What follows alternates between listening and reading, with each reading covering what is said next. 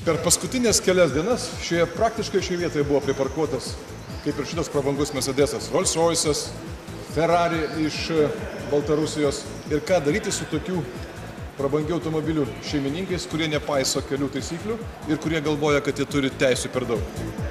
Matyt, tankas yra geriausia priemonė.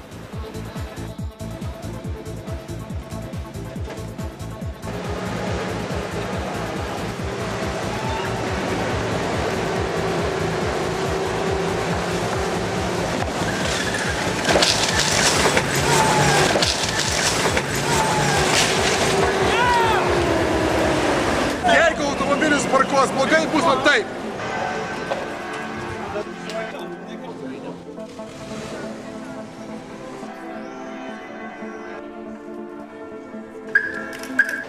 Sveiki, kitą kartą laikykitės kelių taisyklių.